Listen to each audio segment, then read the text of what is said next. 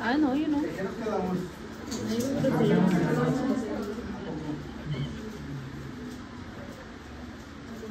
Vamos a darle al sistema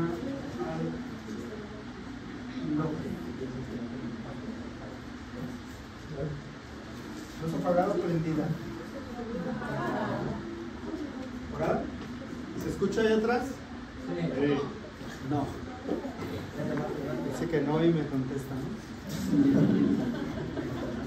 Eso está bueno, ¿eh? Bueno, vamos a hablar de hormonas, glándulas en el organismo. Aquí están de las que vamos a hablar en este tema. Aquí está la hipófisis, el hipotálamo, la pineal.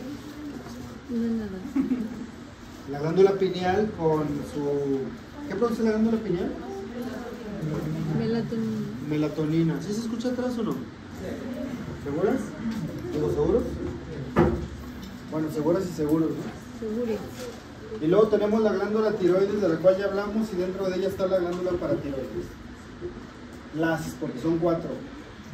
Y luego tenemos al timo en la infancia, y en la adolescencia pues ya no lo tenemos. Y luego tenemos al corazón. Fíjense que el corazón lo mencionan como un órgano que produce alguna hormona, la produce. Hay una hormona que se llama péptido natriurético auricular. Y ese péptido natriurético auricular dice lo que es, la función y dónde se produce. Es un péptido que tiene 28 aminoácidos. Si dice natriurético, ¿a qué le suena decir natriurético? Na-urético. ¿A qué le suena? Y decir urético, ¿a qué suena? Urético, antidiurético. ¿A qué suena urético? A orina. A orina. Entonces es una hormona que tira el sodio, natriurético. Tira el sodio en el riñón y se produce en la aurícula, así se llama. Pero de eso no vamos a hablar en este tema. De ella vamos a hablar cuando veamos mecanismos que regulan la presión arterial, porque es la manera de regular la presión arterial, tirando sodio. La glándula adrenal. La palabra adrenal la van a encontrar cuando digan algo en inglés, pero en español pues es la glándula suprarrenal, ¿verdad? Y la palabra adrenal, de ahí viene la adrenalina. Y la glándula suprarrenal. Luego el páncreas, su parte endocrina, porque el páncreas es una glándula mixta, secreción exócrina también. Y luego las gónadas, y luego los testículos. Bueno, ahí producimos también hormonas y vamos a ir hablando poco a poco. El sistema endocrino coordina las funciones del organismo, liberando hormonas en el torrente sanguíneo a casi todas las células del cuerpo. Depende de la hormona, pero algo característico es que todas las hormonas del sistema endocrino van a pasar a la circulación sanguínea antes de llegar a su órgano blanco, a su célula diana, que es lo mismo. En este caso estamos poniendo como ejemplo el hígado. Y el hígado es un órgano blanco de una hormona que luego les voy a decir cuál. Un mensajero químico es las múltiples actividades de las células, los tejidos y los órganos del cuerpo están coordinados mediante la interacción de diversos tipos de mensajeros químicos. Ya conocen algunos de ellos y se llaman neurotransmisores. Y ahora vamos a conocer a otros que se llaman hormonas. Pero aún así una hormona puede funcionar como un neurotransmisor también, ¿verdad? Entonces aquí tengo la clasificación de los mensajeros químicos y tenemos los neurotransmisores que ya conocen ustedes y que pueden ser estimuladores o que pueden ser inhibidores. Si yo digo hormonas, endócrinas, neurócrinas, parácrinas y autócrinas, son de las que vamos a hablar. Y el término segundo, endocrino, neuroendocrina, parácrina y autócrina, va a indicar qué tipo de función va a tener. Ahorita vamos a hablar de cada una de ellas. Y aquí también en su libro ponen las citocinas, pero son unos compuestos que tienen ciertas funciones, pero no los vamos a mencionar como hormonas. Nos vamos a quedar de aquí para arriba. Los neurotransmisores son liberados por los axones. Díganme un neurotransmisor. Otro. Otro. Otro. Dopamina, serotonina. Bueno, vimos muchitos, ¿no? Y luego dice que son liberados por los axones en las neuronas de las uniones sinápticas y actúan localmente controlando las funciones nerviosas. Ya sabemos que hay de varios tipos de neurotransmisores. Le voy a llamar hormona endocrina. La característica de una hormona endocrina es que va a actuar lejos del lugar donde se produce. ¿Vale? Aquí está la célula endocrina, la glándula. Aquí está la hormona, va al torrente sanguíneo, circula y llega a una célula diana lejos de donde se produce. Díganme un ejemplo de ella. Un ejemplo de una hormona endocrina. De acuerdo a lo que estoy diciendo aquí. ¿Cuál? La insulina. La insulina va a actuar. Fíjate que sí, la insulina, aunque, bueno, sí, la insulina. A ver, díganme otra. Glucagón, la aldosterona. ¿Dónde se produce la aldosterona? En las suprarrenales. ¿Y dónde actúa? En los riñones. Díganme otra. ¿Cuál? Melatonina. ¿Dónde se produce? En la pineal. ¿Y dónde actúa? Y regulando otras producciones de hormonas. Una que actúa lejos es la adrenocorticotropa. ¿Dónde se produce la adrenocorticotropa? En la adenohipófisis. ¿Dónde actúa? ¿Dónde actúa la adrenocorticotropa? En las suprarrenales. Entonces se produce acá arriba y actúa acá abajo, en las suprarrenales, ¿no? Entonces hay varios ejemplos de este tipo de hormonas endocrinas. Dice, producida por glándulas o por células especializadas que las secretan a la sangre circulante y que influyen en la función de células situadas en otros lugares del organismo. Todas las células de las glándulas son células especializadas, ¿no? Por la capacidad de producir hormonas. Son células especializadas. En esta imagen estoy viendo primero aquí un cerebro y en este círculo estoy circulando la glándula hipófisis. Y en la glándula hipófisis veo una parte anterior y veo una parte posterior. Y de la parte anterior se van a producir estas hormonas. Y de la parte posterior se van a producir estas hormonas. ¿Verdad? Entonces, todas ellas son endócrinas. Todas ellas van a la sangre y van a sus órganos blancos que están acá. Por ejemplo, aquí se produce la luteinizante y su órgano blanco es el ovario y su órgano blanco es el testículo. Aquí se produce la adrenocorticotropa, como ya dije, y su órgano blanco es la corteza suprarrenal. Aquí se produce la hormona estimulante de la tiroides y su órgano blanco es la glándula tiroides. Aquí se produce la hormona de crecimiento y aquí está el hueso como órgano blanco. Aquí se produce la FSH y aquí está el testículo y el ovario como órgano blanco. Y aquí se produce la prolactina y aquí está la glándula mamaria. Todas pasan a la sangre. Todas. Circulan y llegan a su lugar. Y de la neuro tengo la vasopresina. Aquí se produce, ¿dónde se produce la vasopresina? ¿En cuál de los dos lóbulos de la hipófisis? ¿En cuál? Se almacena en la neuro. Se almacena en la neuro y se produce ¿dónde? En el hipotálamo, ¿verdad? Tanto la oxitocina, acá hasta arriba, como la vasopresina son del hipotálamo, se almacenan aquí, van a la circulación, a su órgano blanco, riñón antidiurética y útero oxitocina, ¿verdad? Entonces, es son las hormonas endócrinas. Las neuroendocrinas, bueno, ya conocen muchas. Por ejemplo, las que producen la acetilcolina la sinapsis es una neuroendocrina. Todos los neurotransmisores son neuroendocrinos. Secretadas por las neuronas hacia la sangre e influyen en las funciones de las células de otras partes del cuerpo. Bueno, pues aquí está la neurona. Aquí se liberó, va a la sangre, circula, se transporta y llega a la célula blanco para actuar. En el hipotálamo tenemos algunos núcleos que me van a hacer funcionar a la de mi hipófisis. No, bueno, eso hablo cuando hablemos de hipotalamos. Las parácrinas. ¿Qué quiere decir el prefijo para? En medicina, ¿para qué es? Cerca de, a un lado de, ¿verdad? Más o menos, cerca de, a un lado de. Paratiroides, ¿verdad? Glándula paratiroides. Ahí, cerquita de la glándula paratiroides está, cerquita de la glándula tiroides está la glándula paratiroides. Estoy tratando de acordarme de otro ejemplo.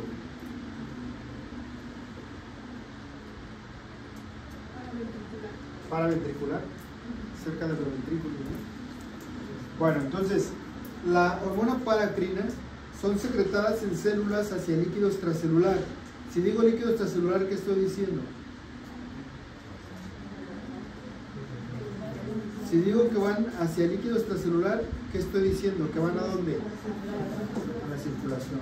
¿Se acuerdan que desde el principio les dije eso, no? Para actuar sobre células vecinas de otro tipo distinto.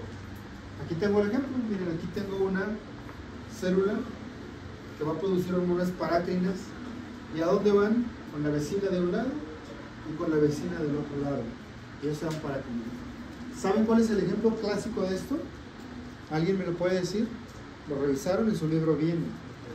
El ejemplo clásico de una hormona parácrina, porque casi creo que es el único.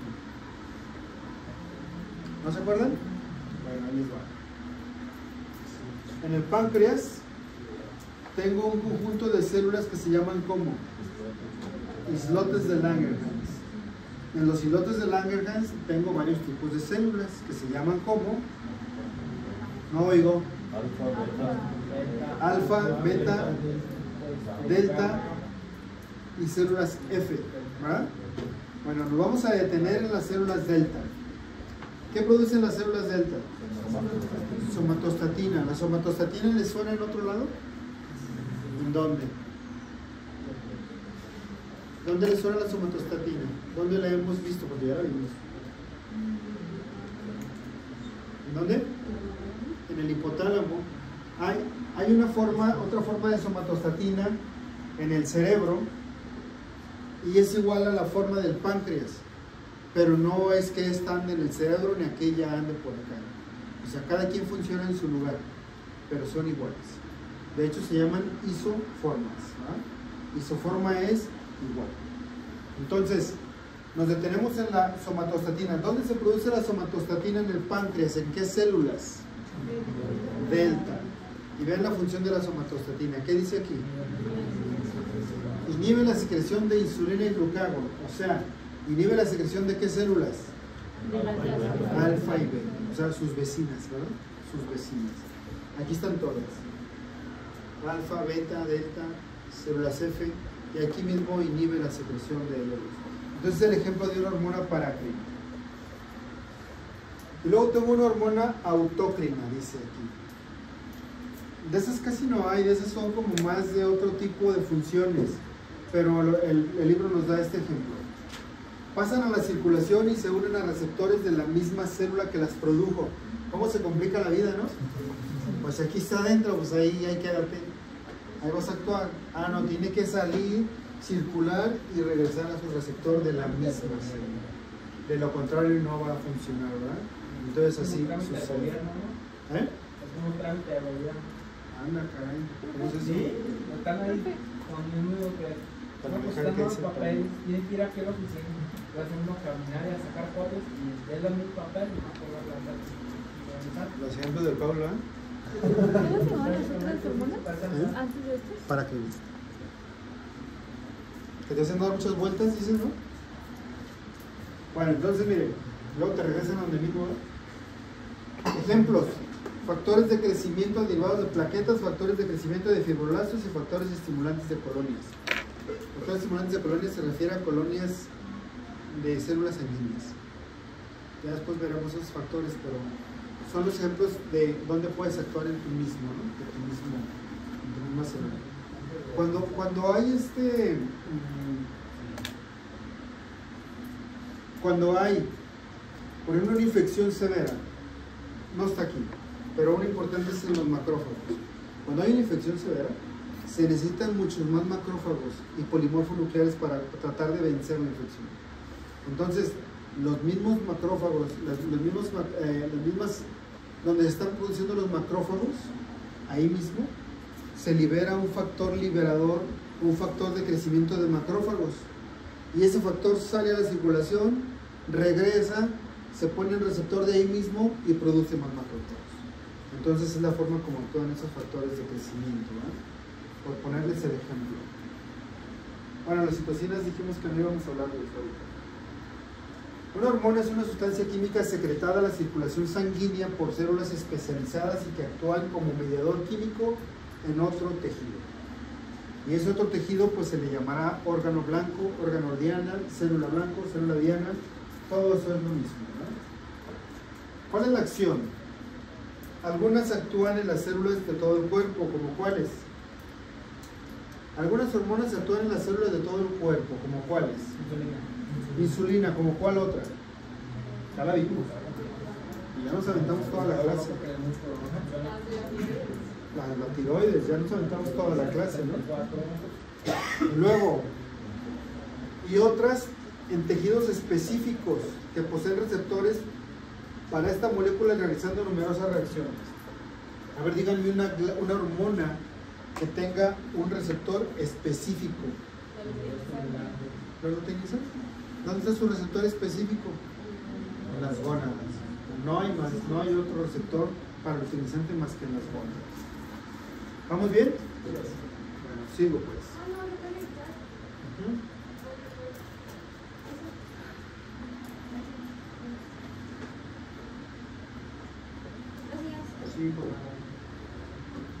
Sigo. La estructura química. ¿De qué están hechas las hormonas? Pues unas están hechas de aminoácidos, otras están hechas de derivadas del colesterol y otras están hechas de un solo aminoácido. Ustedes ya las conocen. Joshua, dime una hormona que sea derivada de un aminoácido.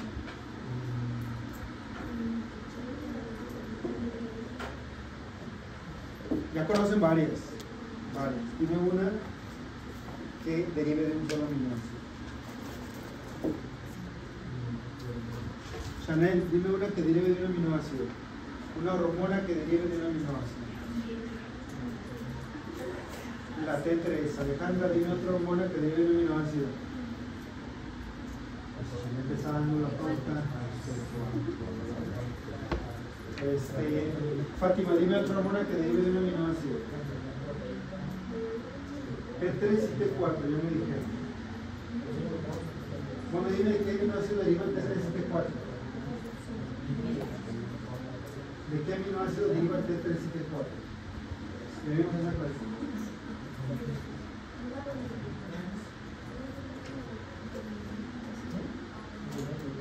Joana, ¿cuál es el aminoácido del cual se forma T3 y T4?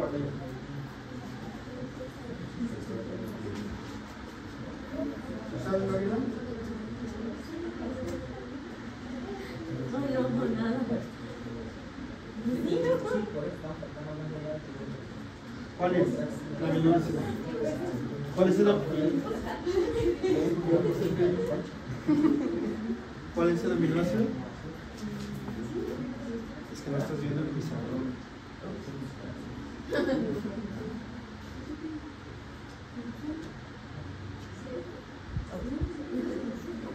¿Cuál es? Dime una hormona que derive de un aminoácido.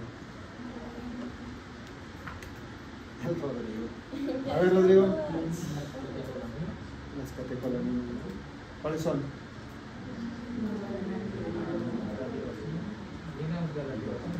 ¿Cuáles son las catecolaminas?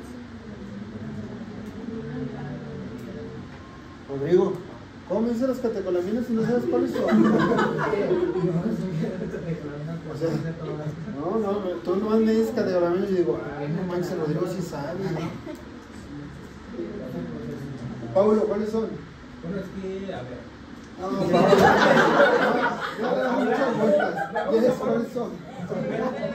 A ver. Tenemos la. No, Paulo, no. Una palabra, dime, una palabra. Dime una hormona que es catecolamina, una. Estás como los trámites del gobierno.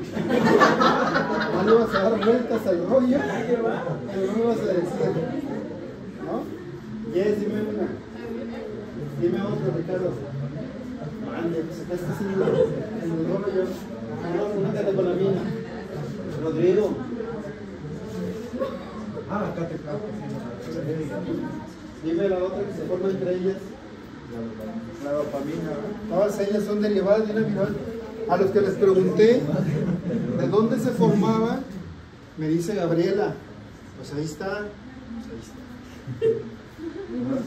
Pues ahí está. Bueno, pero ahí va. Me dijeron que T3 y T4. ¿Estás de acuerdo, Regina, que T3 y T4 se forma de una tirosina? ¿Sí estás de acuerdo? T3 y T4 se forma a partir de tirosina. ¿Sí? ¿Y de dónde viene la tirosina para que T3 y T4 se formen? ¿De dónde viene? Sí, también la monotirosina, la de yodo, son inactivas, ¿no? ¿Cuántos aminoácidos tiene la tiroglobulina? 28. 28 tiene el cántido natriurético molecular. 70 dice su libro, 70. Bueno, entonces vamos a hablar de las proteicas, esteroideas y de un solo aminoácido. Ahora, proteicas. Hay hormonas de más de 100 aminoácidos. 209, 230, 220. Hay polipeptídicas. Hay hormonas de menos de 100 aminoácidos. Ya dije una de 28 aminoácidos. La paratormona tiene 84 aminoácidos, es polipeptídica. Y luego tengo nanopéptidos, chiquitos, 9 aminoácidos. Antidiurética y vasopresina tiene 9 aminoácidos, ¿no? Y luego tengo chiquititas. La hormona liberadora de tirotropina, TRH, tiene 3 aminoácidos. 3. Y luego dijimos somatostatina ahorita, ¿verdad? Hace ratito. La somatostatina tiene 14 aminoácidos. Entonces, chiquititas, no tan chiquitas, medianitas, y bueno, así están. Las derivadas de acá. Las esteroideas y los aminoácidos. Vamos a hablar de cada una de ellas. Las hormonas proteicas y polipeptídicas son todas aquellas de la hipófisis, son todas aquellas del páncreas y es la de la glándula paratiroidea. ¿Ya ven para dónde voy, verdad? Sí. Entonces, de la hipófisis, dime, Yareni, una hormona de la hipófisis que sea proteica. O sea, TSH, ¿no? Joshua. La de crecimiento. Lili. Te vi con ojos de que no me pregunté. La tiene. Dime, de la de la hipófisis, hace ratito las dije ¿Eran todas. las que eran las 6? Lili. ¿Cuál me dijiste? TSH y crecimiento, ya me dijeron esas dos. LH. Es luteinizante esa. O sea, apenas le iba a preguntar cuál era el tío de... No, pero no hay. LH. Ay, ¿quién está ahí? Ah, Gabriela. Es que me estaban candidando. Gabriela, dime otra hormona. Prolactina. Monse, dime otra hormona. Crecimiento, TSH, luteinizante y prolactina. Me faltan dos. Me faltan dos del ADN. ¿A qué? Corticotropina. Fátima, dime hormona de la hipófisis proteica. La folículo estimulante. Majo, te me estabas. ¿Cuántos llevan? 6. Pero tenemos neuro, Majo.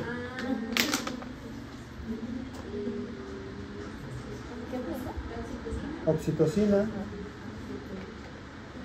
Moni. Me estaba leyendo el nombre. ¿Cuál es la compa de la oxitocina? Porque son compas. La antidiurética, ¿verdad? Bueno, eso es. Vamos al páncreas. Lo voy a tapar porque no me...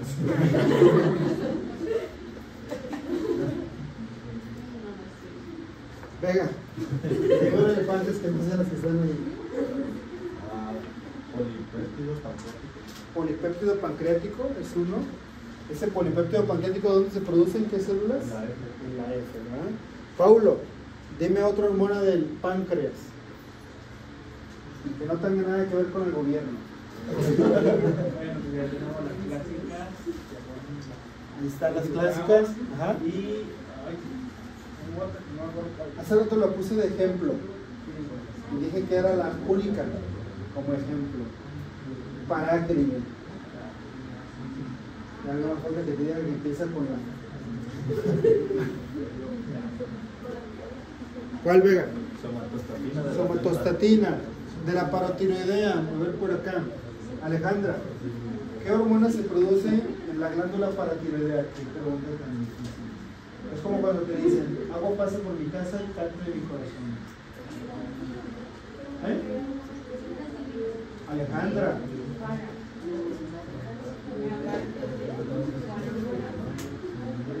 No, pues gracias, Gabriel. No, pues es lo que le dije de aguacate, porque no se te perdonó. Aguacate. La hormona paratiroidea.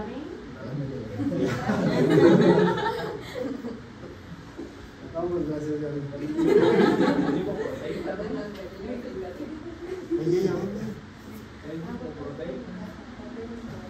Luego, bueno, aquí están las que mencionamos ahorita.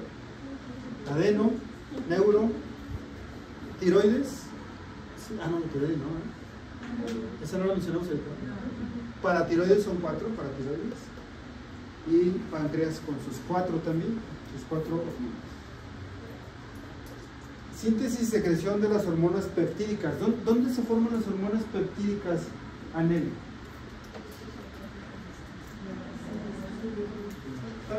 ¿Dónde se forma una hormona peptídica? Bueno, para empezar en su glándula, ¿no? En su célula de la glándula. ¿En qué parte de la célula se forma la hormona peptídica? O sea, hagan de cuenta que vemos fisiología celular en orden y luego cuando veo otra cosa y se los pregunto al revés, ahora ya se me traban, ¿no? ¿Dónde se forman las hormonas peptídicas o proteicas? En el... ¿Ya captaron que está fácil la pregunta? Gabriela, ¿no tienes anteojos? ¿Ustedes salen la mano, verdad?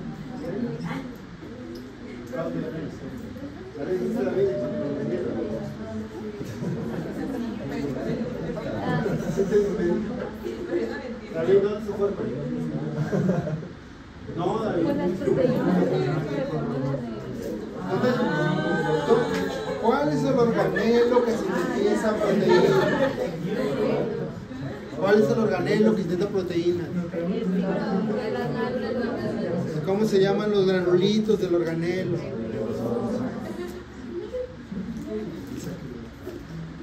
Listo. Entonces, acuérdense que todas las proteínas sintetizadas en una célula, el origen es nuclear, donde se llama transcripción génica. Ahí es donde los genes van a codificar, con todo el rollo que vieron en bioquímica, para que se forme el ARN mensajero. Y el ARN mensajero va a traducir, lleva la traducción, o sea, la señal al retículo endoplásmico rugoso y le dice cuál proteína tienes que sintetizar, ¿no? Entonces le dice, esos son los aminoácidos que tienes que ensamblar. Y ahí se forman todas. Retículo endoplásmico rugoso, aparato de Golgi, vesículas y exocitosis cuando se libera, ¿no? Debe de haber estos dos componentes para que estimule la secreción de la hormona y se llama AMP cíclico y se llama calcio intracelular y de esa manera la hormona se libera por exocitosis. ¿Sí vamos bien? Bueno, o sea, ¿qué célula es esta? ¿Cuál de todas? ¿Cuál es la célula? Estoy hablando de hormonas proteicas, pues me pueden decir, no sé, o sea, que quiero que me digan algo. ¿Cuál célula será esta? Estoy hablando de hormonas proteicas. Pues la alfa del páncreas, ¿no? Puede ser. ¿Cuál otra puede ser? Pues la beta. La beta, ¿no? Vamos a salirnos del páncreas. ¿Cuál otra puede ser? En la hipófisis, ¿como cuál? ¿Cómo se llaman las células que producen la hormona del crecimiento? Es más que una mitocondria del crecimiento. ¿Eh? Tiene que ver la mitocondria con algo, interviene la mitocondria para desarrollar la hormona del crecimiento. Por ahí, como que me escuchan la mitocondria. Bueno, las mitocondrias son los productores de la energía para que la célula trabaje. Pero para el crecimiento físicamente es más como que se mete un poquito más a... Pero bueno. ¿Cómo se llaman las células que producen la hormona del crecimiento? Somatotropas. Esta sería la somatotropa que me produce una hormona de crecimiento. ¿Eh? ¿Qué otra célula sería esta? ¿Qué otra se les ocurre? Las lactotropas, ¿cuál produce? La prole. Entonces, ¿cuál célula será? Pues, no sé, de una glándula que produzca determinada hormona. Vamos a hablar de las esteroideas. ¿A qué suena esteroidea? ¿A qué suena esteroidea? Derivado del colesterol, ¿verdad? Derivado, aquí tengo ellas, miren, ovarios, placenta, testículos, suprarrenales. Todas ellas producen hormonas esteroideas. Las suprarrenales producen un grupo de hormonas que se llaman glucocorticoides. El más importante glucocorticoide se llama Monse, ¿cómo se llama el más importante glucocorticoide?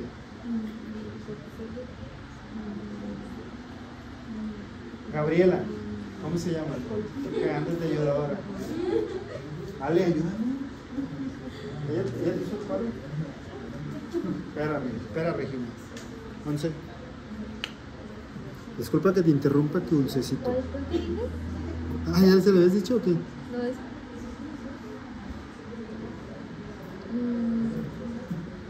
Pau, ¿cuál es la pregunta?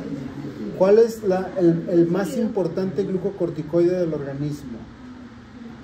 Esa pregunta ya no se les debe olvidar jamás en la vida. Un montón. Pau. Moni, Majo. Es el del estrés. Ricardo. El cortisol. El cortisol es el más importante glucocorticoide que se produce en la glándula suprarrenal, el cortisol. Ahora va la otra pregunta. ¿Cuál es el más importante de los mineralocorticoides, Paulo? Cristal. ¿Estás nerviosa? ¿Eres la chica sin miedo? ¿Eres la chica sin miedo? A ver, me voy a acercar a ver si es cierto. Yes. Aldosterona. Aquí tengo en los ovarios dos hormonas esteroideas, se llaman estrógenos y progesterona. Tienen que ver con todo el rollo del ciclo menstrual, tienen que ver con el embarazo.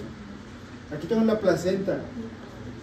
Cuando una mujer se embaraza, el cuerpo lúteo de los ovarios permanece. Cuando una mujer no se embaraza, en el día 28 del ciclo menstrual el cuerpo lúteo se va, desaparece. Y cuando una mujer se embaraza, el cuerpo lúteo se queda y es el productor de hormonas. Es el encargado de darle el ambiente en el útero para que el huevo fecundado llegue, se anide y se empiece a desarrollar y a crecer. Este es el encargado del cuerpo lúteo, principalmente con progesterona. Más o menos por ahí de la semana entre las 7 y la 12ª, el cuerpo lúteo se empieza a hacer chiquito y va a dejar de producir estas hormonas. Si no hubiera quien le sustituya, el producto se sale y es un aborto. Pero entonces ya tengo placenta, ¿no? Ya la placenta ya está ahí formadita, toda bonita, y entonces la placenta produce estrógenos y progesterona. La placenta es un órgano endógeno en el embarazo y es el que mantiene el embarazo durante todo el tiempo. Los testículos tienen un andrógeno. Se los tengo que decir así porque yo digo testosterona y a lo mejor habrá quienes no relacionan que la testosterona es un andrógeno.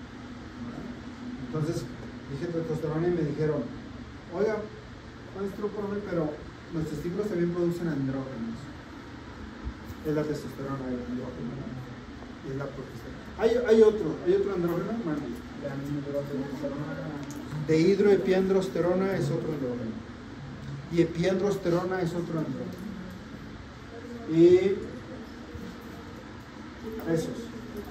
Bueno, más importante la testosterona, hormonas esteroideas. La testosterona no era también sintetizar la corteza suprarrenal. ¿O me No. estoy confundiendo? No. ¿La cuál? La testosterona, No. de que no era formado por esteroides. No, la testosterona, ahí hay unos andrógenos, pero no es la testosterona. Y aparte en la suprarrenal, la producción es insignificante. Pero ahí se produce la 17 de hidroepiandrosterona. Ahí se produce. O sea, cantidades pequeñitas. ¿No?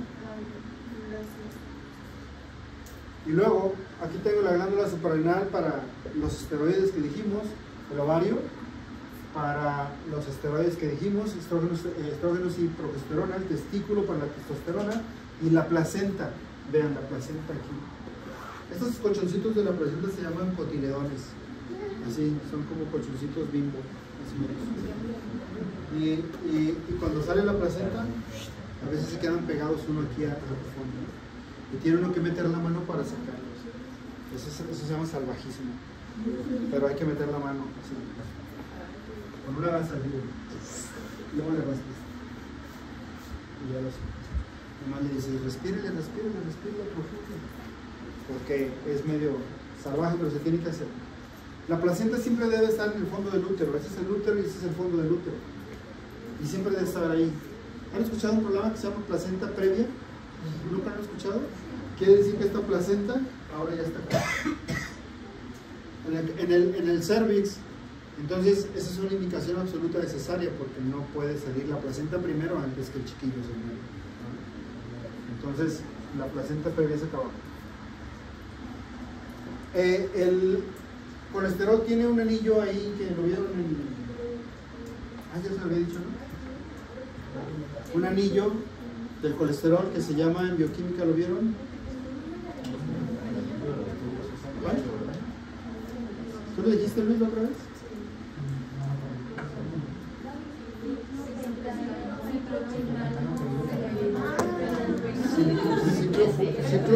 ¿Ciclo fulano qué? Ciclopentano peridofenantreno. Ciclopentano peridofenantreno. Entonces, es parte de la estructura química de las hormonas esteroideas, derivadas del colesterol, ¿no? Testosterona, cortisol, endosterona. Esta pregunta está buena. ¿Quién me quiere decir? ¿Quién levanta la mano?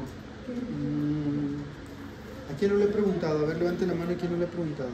Nadie la va a levantar. No, pues como Chanel. ¿Le pregunté? Y me contestaste, sí, Lili. ¿Sabes qué es un estradiol? ¿Alguien sabe qué es el estradiol?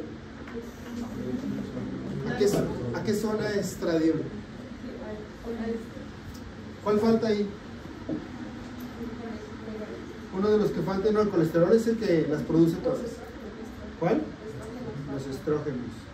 El estradiol es un estrógeno. De hecho, voy a adelantar un poquito. De los estrógenos hay tres. Uno se llama estriol, otro se llama estriona y el otro se llama estradiol. ¿Sí? No, estriona, no, estrona. Estriol, estrona y estradiol. Estrógenos, estriol, estrona y estradiol. Y de los tres, uno es el más importante y el más importante se llama estradiol. ¿Vale? Entonces es como el sinónimo de los estrógenos, estradiol. Estriol, estrona y estradiol. Ese es el estrógeno más importante de esos tres. Bueno, vamos a hablar de los derivados de un aminoácido que ya me los dijeron. De la glándula tiroides tengo la tiroxina, que es la misma que T4, y tengo la triiodotironina, que es la misma que T3. Escuché que dijeron la monoyodo y la diyodo, pero acuérdense que como son inactivas, no la mencionamos. Y también había una que se llama T3 reversa, ¿se acuerdan? Pues tampoco se menciona. T3 y T4. De la médula suprarrenal tengo la adrenalina y noradrenalina.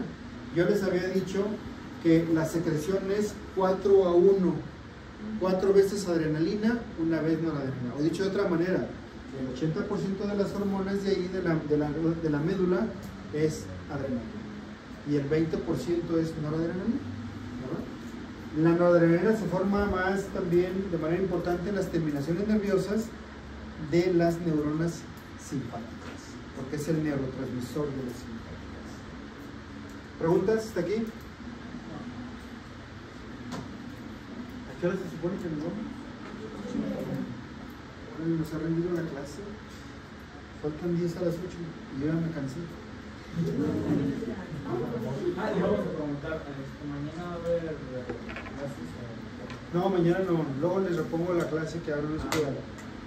Luego se la repongo por ahí adelantando una hora tal vez. No, nos ponemos de acuerdo. Bueno, entonces, nada más para que vean pues las glándulas que ya saben dónde están: suprarrenal, glándula tiroides, como las que dije. La suprarrenal tiene corteza, tiene médula, y en la médula son las catecolaminas, ¿verdad? Bueno, entonces vamos a continuar en esto.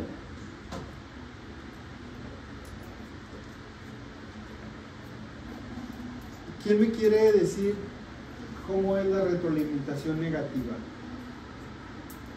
Porque ya la dijimos alguna vez. A ver, Ricardo, dime cómo crees que funciona la retroalimentación negativa. Si algo subía, algo tiene que bajar, dice. Eso lo dijo Einstein. Eso lo dijo Einstein. A ver, dímela. Ajá. Y había ahí que se da la retroalimentación positiva. Creo que eran las sensibles, las que están en la primera. Sí, que hacía que se diera la retroalimentación positiva. Pero me confundió con la negativa. Monse, ¿ibas a decir algo? Bueno, es que yo como lo entendí es que había un estímulo y que de un solo estímulo es que, por ejemplo, la sustancia se salía. Es que yo me acuerdo como me lo había dicho usted, que era de que, por ejemplo, cuando come y que tienes mucha glucosa, pues se manda como la señal y nada más es una sola señal de que hay mucha glucosa y por eso sale la insulina y es solo una vez. Y la positiva es que son varios estímulos y van creciendo y creciendo y creciendo.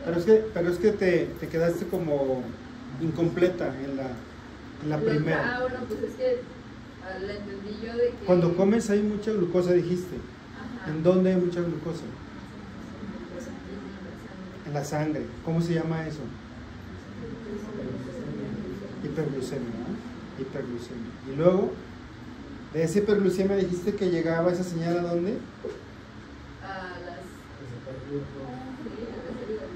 A las células beta del páncreas, porque la célula beta del páncreas le entró un chorro de glucosa, por decirlo de esa manera, y detectó que algo ya estaba ahí elevado. Es como de un solo estímulo, ¿no? O sea, ¿lo negativo es uno solo?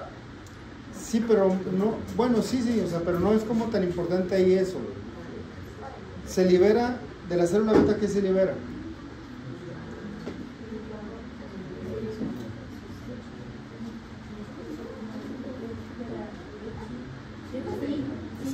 Esa Gabriela anda bien ayudadora, la Gabriela ahora, ¿eh? ¿Qué se libera de la célula beta? Sí, muy bien, lo dijiste hace rato. La insulina. ¿Qué hace la insulina? La insulina va a ser la que baja los niveles de la glucosa. ¿Los baja hasta cuánto? A niveles normales. ¿Y dónde está esa glucosa que eliminó la insulina? En todas las células. Y entonces, ¿los niveles bajan a cuánto? ¿Cuánto es lo normal?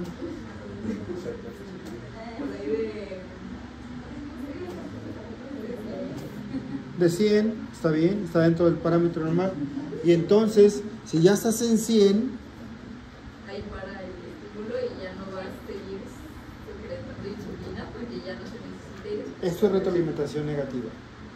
Eso último, prácticamente la retroalimentación negativa, que tiene que parar. ¿Sí? O sea, la célula beta al inicio entró no sé, a lo mejor tenemos 280 de glucosa en sangre porque fue un comidón, ¿no? Un buen pozolazo.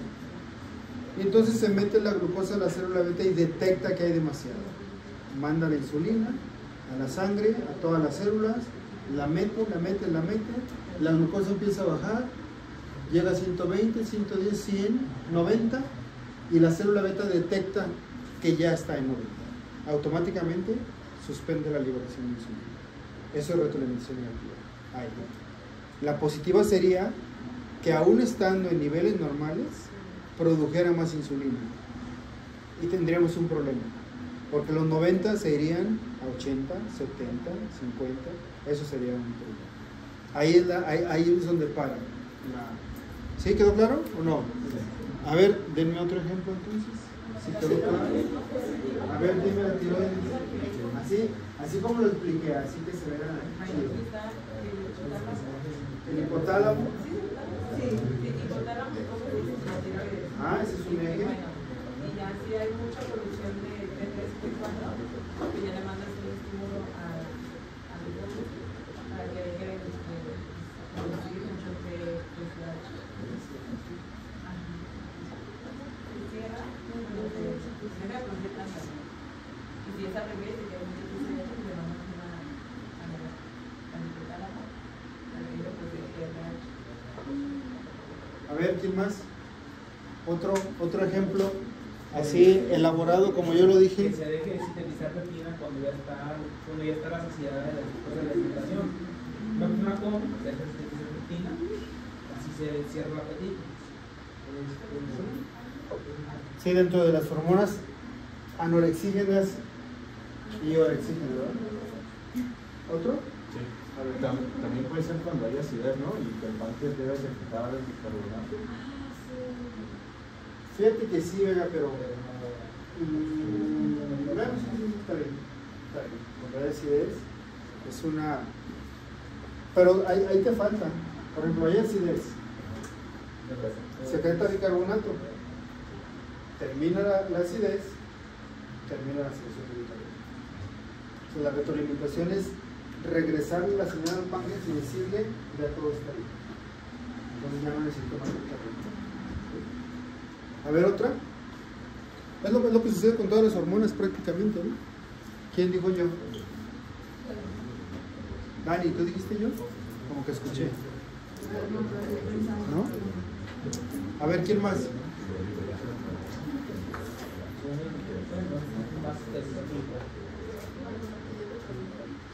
Más específica.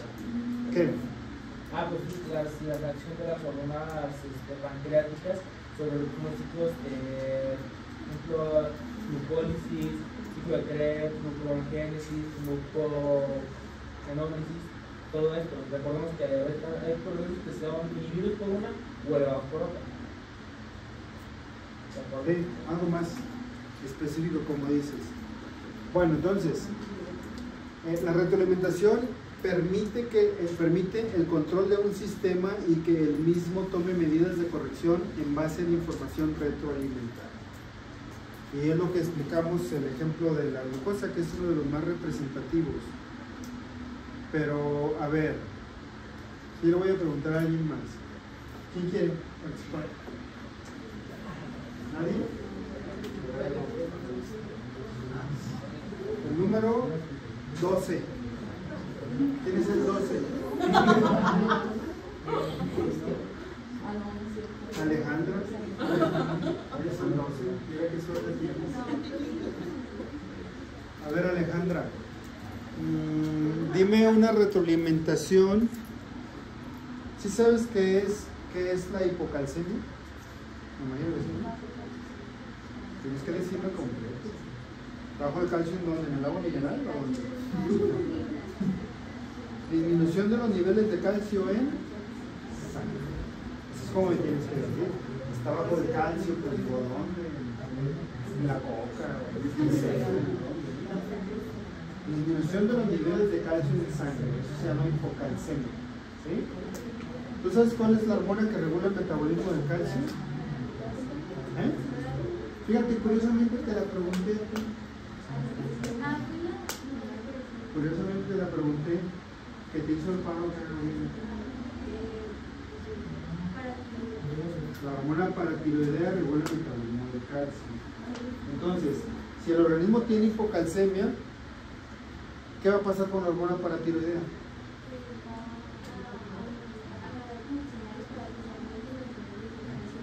Se va a aumentar la hormona paratiroidea, ¿sí? Y va a la circulación sanguínea. ¿Sabes cómo son los órganos blancos de la hormona paratiroidea? ¿No? Yareni, ¿tú sabes cuál es un órgano blanco de la hormona paratiroidea? Sí sabes. ¿Dónde está el calcio en el organismo? Y vaya que es un órgano blanco, pero no tanto por el color, sino por la cantidad de calcio que tiene. O sea, 99.9% del calcio del cuerpo está en los huesos. Fíjate nomás el aporte tan rico que tenemos, ¿no? En los huesos. Entonces, ese es su órgano blanco. ¿Qué va a hacer la hormona paratiroidea en el hueso? ¿Cómo se llama ese proceso? Se lo va a sacar. ¿Cómo se llama ese proceso? ¿Cómo se llama cuando se le saca calcio al hueso? Resorción ósea. Le saca calcio. ¿A dónde va a mandar el calcio? A la sangre. ¿A la sangre para qué? Para que aumenten los niveles a lo normal. ¿Por qué? ¿Qué pasaría si el calcio se sigue abajo? ¿Qué pasaría? Pues bien sencillo, hay que pensar cuáles son las funciones del calcio.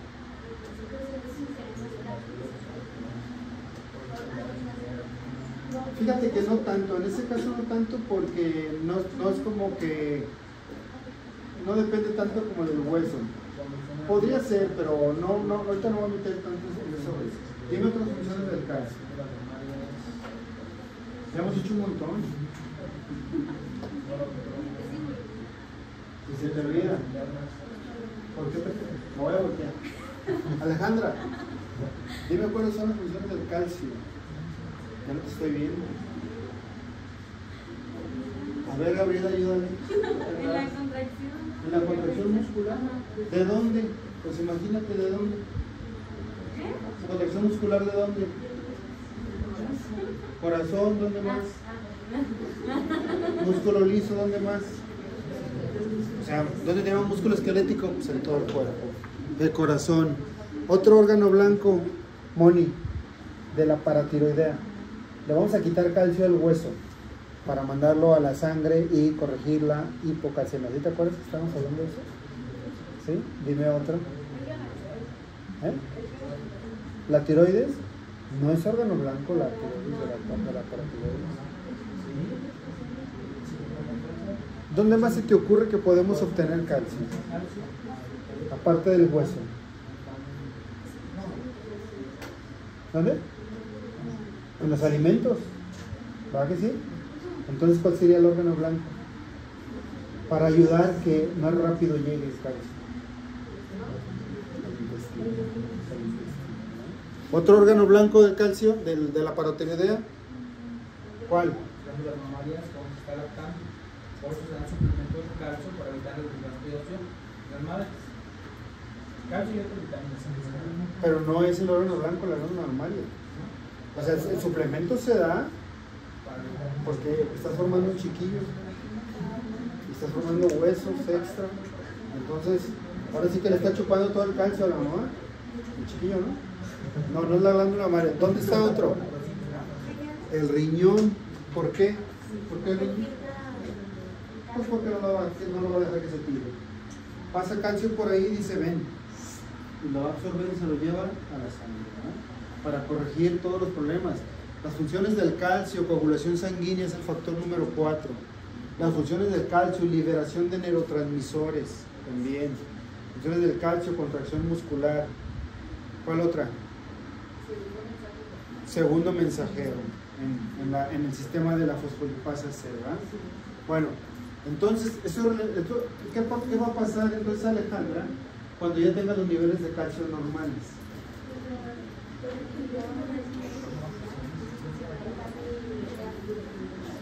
Se le va a mandar una señal a la glándula paratiroides para que deje de producir paratón, ¿verdad? ¿Por qué? Porque ya tenemos el calcio normal. ¿Sí? Ese es otro ejemplo de retroalimentación. ¿Otro? Sí. Bueno, en ese mismo podría ser una positiva cuando no envían la señal y los osteoclastos siguen poniendo y te da osteoporosis. Si es una positiva, ¿de qué estamos hablando, Vega? De que, o sea, no le ponen un límite, pues. ¿Y de qué estamos hablando? ¿De que hay qué? ¿Una qué? Una pasión. O sea, lo que dice Vega es que sería que si puede ser una retroalimentación positiva donde le sigue sacando calcio del hueso y lo sigue con la resorción. Sí puede ser, pero ya estamos hablando de algo que es patológico, ¿no? Y para que ahorita se les quede de una vez, ¿cuál sería la causa por la cual hubiera algo que siguiera sacándole calcio al hueso? Un exceso de hormona paratiroidea. O sea, que la glándula paratiroidea se está produciendo de más y no le está haciendo caso a la retroalimentación negativa. ¿Y cuándo sucede esto? Cuando hay un tumor en esa glándula. La mayoría de los tumores que se encuentran en glándulas endócrinas son hiperproductores, ¿sí? Si tengo un tumor en la glándula suprarrenal, voy a producir mucho ¿qué? Bueno, puede ser catecolaminas. Ya vieron ustedes el feocromocitoma, lo vieron en la práctica. ¿Qué más voy a producir en exceso si tengo un tumor en la glándula suprarrenal? Cortisol. ¿Qué más voy a producir en exceso? Aldosterona, ¿verdad? Con todas las complicaciones que llevan el exceso de esas dos hormonas. Bueno, ¿quedó claro? ¿Sí? A veces pienso que no, porque les pregunto y no me quieren contestar. ¿Para qué sirve la retroalimentación negativa? ¿Para qué sirve la retroalimentación negativa, David? ¿Para qué sirve la retroalimentación negativa?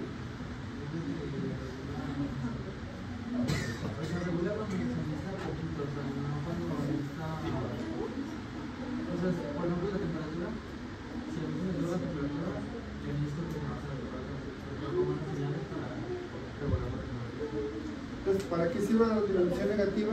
Yareni, ¿para qué sirve? Para regular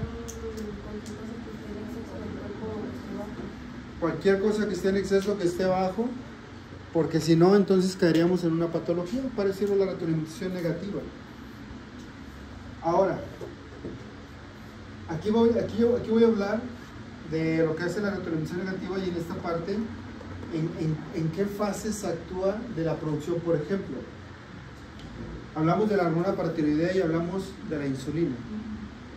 Son dos proteínas, son dos hormonas proteicas.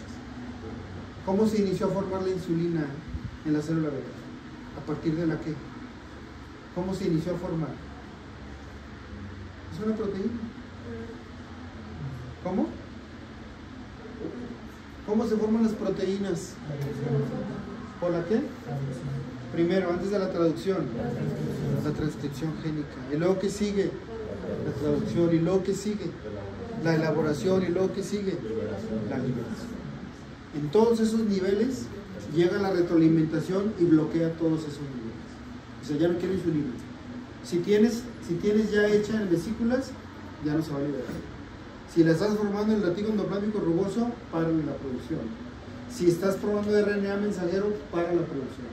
Y si estás haciendo la transcripción de genes para sintetizar, para la producción. ¿Sale? Entonces, en todos esos niveles actúa la retroalimentación negativa. Dice, la retroalimentación negativa sirve para garantizar, como dijo David, un nivel de actividad adecuado en el tejido efector, como lo dijo Yareni, para que no se produzca ni más ni menos. Reduce la secreción adicional de la hormona e hiperactividad en el tejido efector. O sea, si no hay una secreción adicional, ya no va a haber hiperactividad del tejido efector. ¿Está claro? Entonces, eso es lo que garantiza. ¿Y a qué niveles se bloquea la producción de la hormona? Transcripción, traducción, elaboración y liberación de hormonas. En todos los niveles hay un bloqueo y se deja de producir. ¿Hasta cuándo va a volver otra vez a funcionar todo esto? Hasta que vuelva a aparecer un estímulo negativo. La hipocalcemia es un estímulo negativo para el cuerpo, ¿sí? Por eso se llama retroalimentación negativa. La hiperglucemia es un estímulo negativo para el cuerpo y por eso se liberan las hormonas, hacen lo que tienen que hacer y se dejan de liberar. Entonces, hasta que el estímulo negativo desaparece. ¿Sale? Bueno. ¿Preguntas? Estímulo negativo, ¿qué le quieren poner aquí? Póngale aquí nombre. Hipoglucemia. Ah, muy bien, Yes. A ver, Yes. Ponle nombre aquí. Páncreas. Ponle nombre a la celulita de la cual vas a hablar.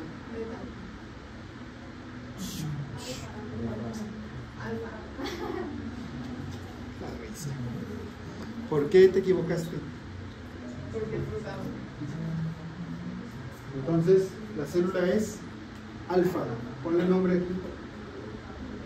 Glucagón. Ponle efecto aquí. Hiperglucemia.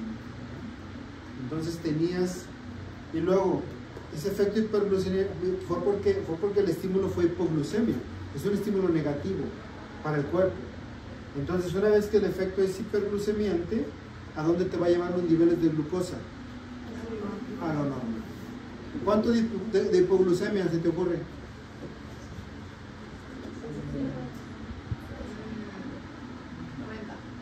¿Sí?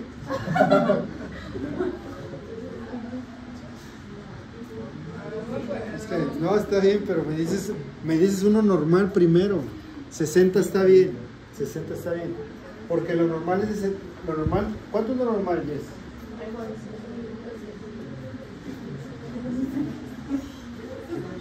¿Te vas a echar un clavado a la mochila? No, dime cuánto es lo normal. ¿Cuánto es lo normal? 70, 110. Si tú me dices 90, no hay hipoglucemia. No hay estímulo. Si tú me dices 60, hay hipoglucemia. Ok. 60. El glucagón hizo hiperglucemia. ¿A dónde lo llevó? ¿A cuánto? 90. ¿Qué pasa con el estímulo? Desapareció. ¿Qué pasó con el estímulo a la glándula? Ya no. ¿Y paró? Esa es la retroalimentación negativa. ¿Sí? Ya se les expliqué otra vez, y otra vez, y otra vez. ¿Ya me lo pueden decir ustedes? ¿Solitos? ¿Sí? ¿Quién quiere? Daniela, ¿no te comen los uñas? ¿Estás ansiosa? No, es que tengo perito. Ah. ¿Quién? Por acá vi que levantaron la mano. Bueno, seguimos. La retroalimentación positiva. ¿Qué es la retroalimentación positiva, Joana? Es cuando hay un estímulo y se aumenta más. Y sigue un ciclo.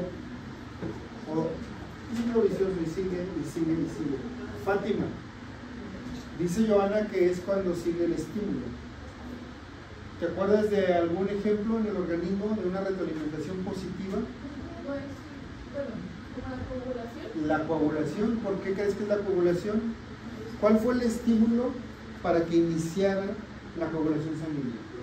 Un corte, ¿no? ¿Un qué? Un corte. De que te cortas. O sea, No sé, no. vamos diciendo una lesión de un vaso sanguíneo. ¿Sí? Un vaso sanguíneo. Y entonces salida de sangre, ¿no? Sí. Ese es el estímulo. Y Luego, hay ¿qué una pasa? enzima, ¿no? Se tiene que haber una enzima que es la que hace como de que la coagulación sea como más rápida. Que se active. Ah, bueno, que se active. Y luego, ¿por qué es positiva? ¿Dónde le entiendes que es retroalimentación positiva? Porque sigues, ya que lo dejo la verdad. No, o sea, no. ¿Ya no se oye casi? ¿Qué tienes?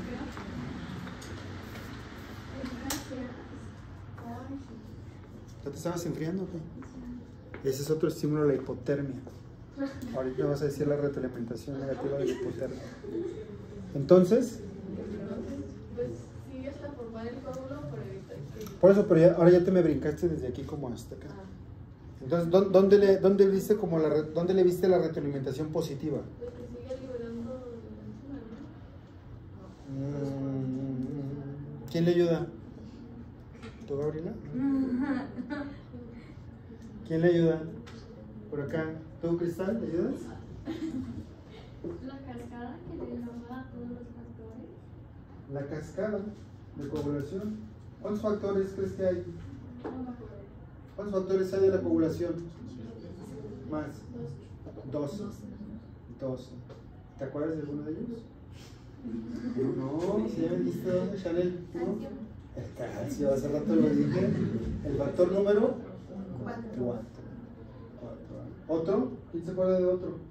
O sea, lo que quiere decir que la cascada de coagulación, como aquí está el ejemplo, si ustedes tienen una lesión de un vaso sanguíneo, o sea, hubo salida de sangre con herida o sin herida.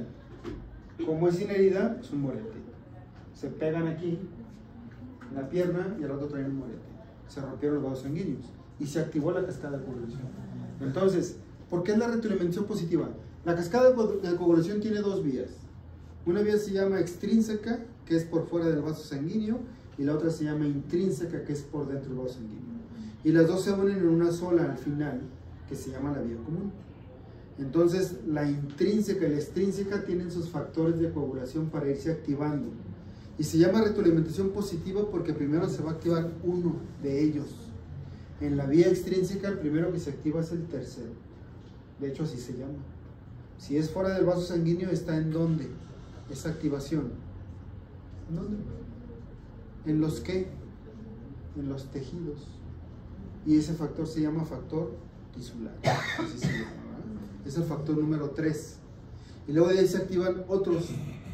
Se va a activar el siguiente, no sé, puede ser el 5, el 7, el 8. Esa es retroalimentación positiva. Que uno activa al siguiente, y luego al siguiente, y luego al siguiente, y luego al siguiente, hasta llegar al 10. Y por el lado intrínseco, el primero que se activa es el 12. Y el 12 se llama factor de Hageman. Y ese 12 activa a otro, y a otro, y a otro, hasta llegar al 10. Entonces ambas llegan al 10, y del 10 se van activando todavía otros cuantos más, hasta formar un coágulo. Entonces una cascada de estímulo, estímulo, estímulo, estímulo para activar factores. ¿Me vas a preguntar algo? Sí, entonces por ejemplo el parto puede ser una retroalimentación positiva. El parto, las contracciones, pues. Sí, el parto es una retroalimentación positiva porque las contracciones uterinas en un parto son para que el cuello del útero se haga más corto y se abra y se dilate. Se abra. Y mientras no pase eso, entonces las contracciones van a estar cada vez más y más y más y más. El objetivo es que la cabeza quepa por el cuello del útero, ¿vale? O sea, una dilatación de aproximadamente 10 centímetros y entonces la cabeza va a pasar por ahí. Y entonces por eso hay más estímulo. La cabeza que toca el cuello del útero, que toca la pelvis, son señales para que le mande la señal al hipotálamo y le diga, avienta más oxitocina. Y ahí va. Y entonces las contracciones hasta que sale el chiquillo, ¿no? Y entonces en ese momento la oxitocina disminuye de manera importante la producción. ¿Qué tanto disminuye? Tanto que hay que ponerle ahora intravenoso. Hay que ponerle de una ampolleta. Ponle oxitocina. ¿Y para qué le vamos a poner? Porque ahora tiene otra función. Primero, estaba elevada para que nazca el bebé. Ya nació. Ahora disminuyó de manera importante, pero la necesitamos. ¿Qué estaba haciendo la oxitocina para que naciera el bebé? ¿Qué estaba haciendo? ¿Qué estaba haciendo? Las contracciones del útero. Pues ahora que salió el bebé, la oxitocina disminuye y necesito que haya contracciones del útero. Porque el útero se quedó todo flojito, porque nació un chiquillo de 4 kilos y el útero se quedó flojo. Entonces, ¿ahora qué necesito? Que el útero agarre fuerza y haga esto. ¿Por qué? Porque la placenta está en el fondo y la placenta literalmente se arrancó. O sea, está unida no con una capita lisita que la quitas y queda bonito, no. Está unida como si quitaran una costra de su piel. Así, quiten una costra y ¿qué va a pasar? Va a empezar a sangrar. Igual acá. La placenta se desprende y el útero empieza a sangrar, a sangrar, a sangrar. Entonces, ¿qué quiero? Que el útero que está así, flácido, haga esto. Se contraiga y se haga bolita. Y que las contracciones musculares me cierren los vasos sanguíneos y me deje de sangrar, ¿verdad? Y entonces ya dicen, ponle oxitocina, ponle tanto. Y se lo pones. Y entonces empiezas a sobarle la pancita. porque la sobas y estimulas a que se contraiga el útero. El útero tiene que quedar a nivel de la cicatriz umbilical cuando nace un bebé, y aquí se tiene que tocar una bolita dura, porque ya está con una contracción. Y si no está la bolita dura, está sangrando. Y ponle otro, y ahí le está sobrando. Y sóbele, y vamos viendo, y sigue sangrando. A ver, ahora ponle otro medicamento porque ya no me está funcionando la oxitocina, otro más potente, y sigue sangrando. Entonces, si esa persona es un adolescente que se le ocurrió tener un chiquillo de 15 años, la chica, si está sangrando y no se contrae el útero, se lo tienen que quitar. Así tenga 15 años. Va para afuera. O se lo quitan o se muere. Así de sencillo, ¿no? Eso se llama, ¿cómo se llama la fuerza que tienen los músculos sin estar haciendo sin ejercicio? ¿Cómo se llama? Lo durito de los músculos. ¿Cómo se llama eso? Tono muscular. El útero tiene tono muscular. Y si no tiene tono muscular, ¿cómo se llama? Atonía uterina. Le tengo que poner la A antes para que sea no. La A es no. Atonía uterina. Y es una de las causas de histerectomía, es cuando quitan el útero. Histerectomía. Y tienen que salir así como que rápido. Búscate al representante de esta niña, al tutor, y háblale. Y dile que si no se opera en ese momento se va a morir. Y entonces tiene que entender que eso, obviamente, a veces no lo entienden y quieren echarle la culpa al doctor, ¿no? Y tiene que quitarle el útero, si no se muere, ¿verdad? O sea, le dan chance, y ya cuando fue la pérdida importante y nomás no hubo, pues vámonos, abren y para afuera, lo sacan el útero. Bueno, entonces, seguimos. ¿Nos van a preguntar algo, no? El transporte. Las hormonas de las glándulas endocrinas, ¿a dónde van cuando se liberan? O sea, de manera inmediata, ¿a dónde van? A la circulación. En la circulación habrá unas que en cuanto entran aquí, ¿a dónde se van a subir? Al macro, ¿no? ¿Cuál es el macro? Las proteínas transportadoras, ¿verdad? O sea, ¿cuál es una de ellas? Albúmina. Es de las más importantes. Por aquí no dice, pero por ahí está. ¿Otra? ¿Cuál? Globulinas. Albúmina y globulina son el transporte para una de ellas. Otras no. Otras salen y dicen, yo me voy a pie, yo me voy caminando, ¿no? O corriendo. Lleva, ¿no? Entonces, algunas se transportan, dice. Las hormonas proteicas y las catecolaminas se disuelven en el plasma y se transportan desde su origen hasta los tejidos efectores. Entonces se van a transportar en proteínas hasta los órganos efectores. Mientras que las hormonas esteroideas y las tiroideas circulan en la sangre. Ah, no, perdón, está al revés. Estas van libres, disueltas, como dice aquí. Y estas van unidas a proteínas. Estas transportan, solamente menos de un 10% van libres, pero la mayoría van unidas a proteínas plasmáticas, ¿verdad? El mecanismo de acción, una vez que llega la hormona a su órgano blanco, célula blanco, es porque se une a su receptor. Si yo les pregunto en este momento, ¿dónde se encuentra el receptor de una hormona? ¿Qué me van a decir? En la membrana. Es lo que hemos aprendido, ¿eh? Pero si les digo que hay otros sitios, ¿en cuál van a pensar? ¿En el núcleo y dónde más? En el citoplasma. Entonces, algunas de ellas, a ver, ¿cuáles se les ocurre que son en la membrana? ¿Cuáles y por qué? Tiene lógica. Las esteroideas tienen su receptor en la membrana. ¿Quién quiere decir algo en contra de eso? Yo. ¿Por qué? Yes. ¿Cuáles? Las esteroideas pues vienen del colesterol, que es un lípido, y pues van a ser liposolubles, van a poder atravesar la membrana. Exactamente. Entonces descartamos las esteroideas como receptores en la membrana. Entonces, ¿cuál tiene receptores en la membrana? Las proteicas. ¿Por qué? Porque hay receptores hay receptores de proteínas en la membrana. Otra explicación del por qué necesitan un receptor, ¿quién me la dice? Lo hemos dicho algunas veces. ¿Por qué las proteicas? ¿Por qué? Por su carga. Piénsenle. Por estar en vesículas. O sea, salen. No, otra explicación todavía un poquito más lógica. Lo hemos dicho mucho, ¿eh? Las proteínas son unos compuestos de alto peso molecular. Y ya dije una vez, las proteínas no atraviesan las membranas, ¿sí? Entonces, como no va a atravesar la membrana, necesita de alguien para que la meta. ¿Y quién es su transportador? ¿Verdad? ¿Y dónde está? En la membrana, ¿verdad? Entonces, las esteroideas atraviesan la capa lipídica como si no existiera porque son liposolubles. Las proteicas tienen su receptor en la membrana y las tiroideas tienen su receptor ¿en dónde? En el núcleo. ¿Por qué creen que la tiroidea se metió hasta la cocina? Hasta el núcleo. ¿Por qué creen? Porque es muy pequeña. Porque es muy pequeña. ¿De dónde derivan las tiroideas? La tirosina. De un aminoácido. Entonces es chiquitita. Entonces, ¿qué atraviesa? La membrana celular. ¿Qué atraviesa? La membrana nuclear.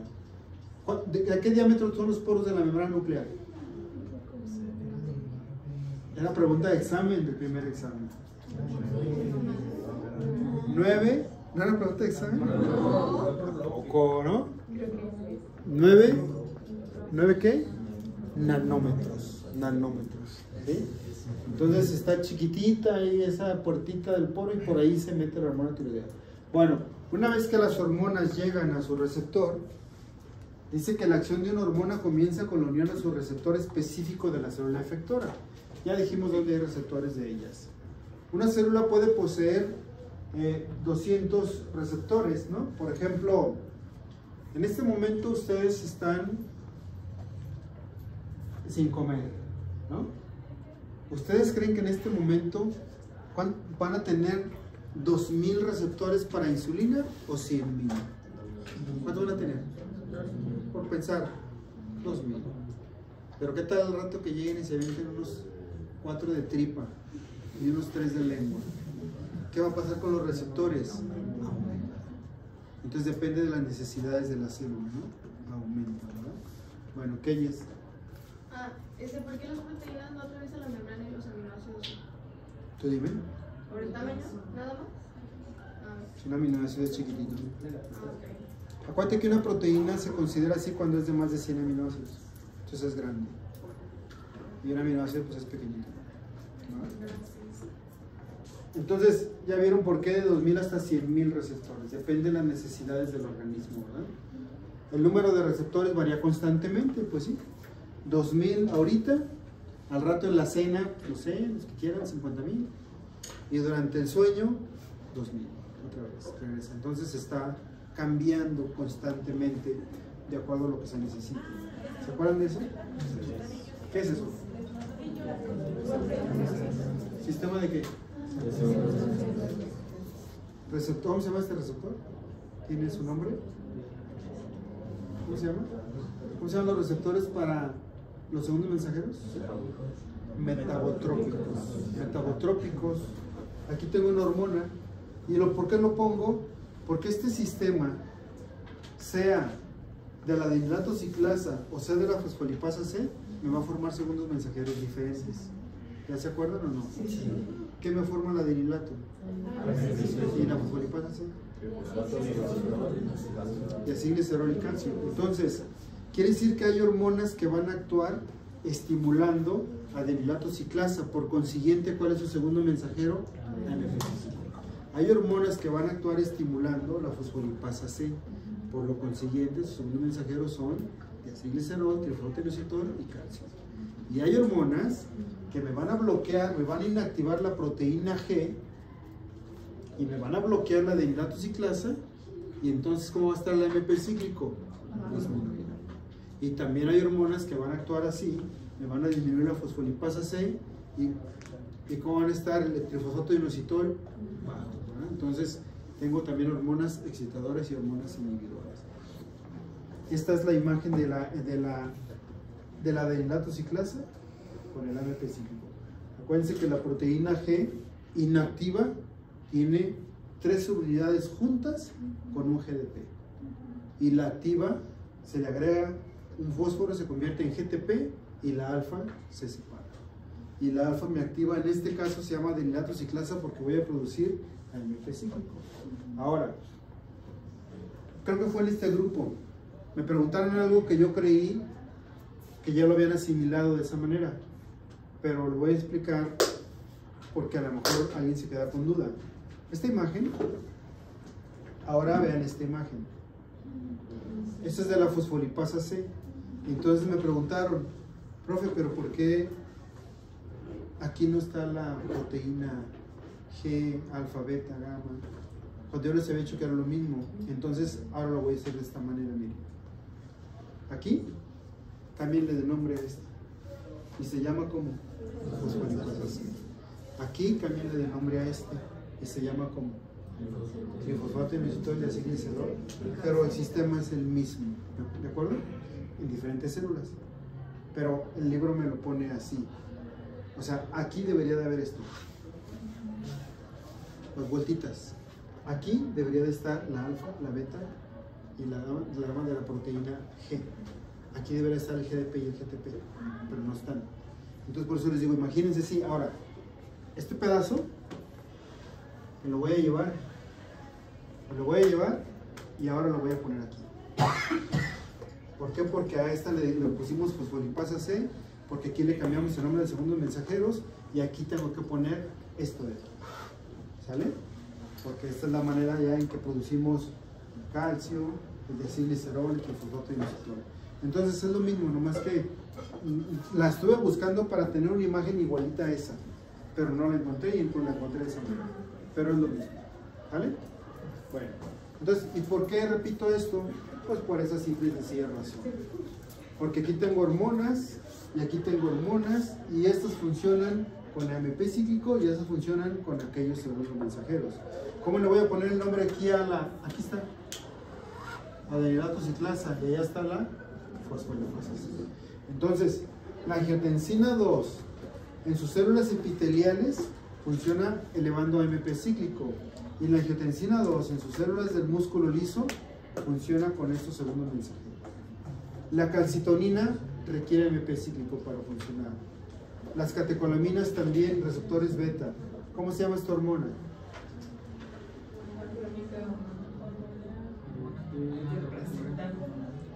Es de la placenta. Se llama hormona gonadotropina coriónica. ¿Cómo se llama? ¿Cómo se llama esta? Corticotropa. ¿Cómo se llama esta? Esta. ¿Cómo se llama esta? ¿Cómo? La corticotropina está acá. ¿Cómo se llama esta? La R liberadora. La C, pues una hormona que empieza con la C. ¿Cuál? Cortisol.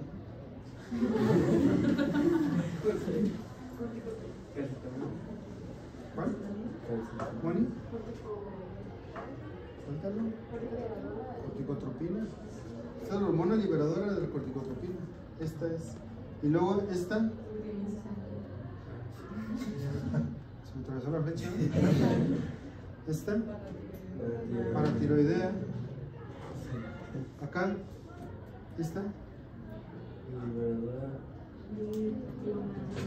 De gonadotropinas. Esta. Liberadora de crecimiento. Esta. Lirotropina. Entonces, estas requieren este sistema, ¿sí? Para funcionar. Y estas requieren este sistema para funcionar, para generar respuestas celulares, ¿sale? Bueno, ahí lo vamos a dejar porque ya nos pasamos un poquito. Nos vemos la siguiente semana, ¿no? Porque mañana no vengo. Luego le repongo la clase, no pude, pero luego se la repongo. Hoy se fue. No sé, ahorita voy a ver qué onda.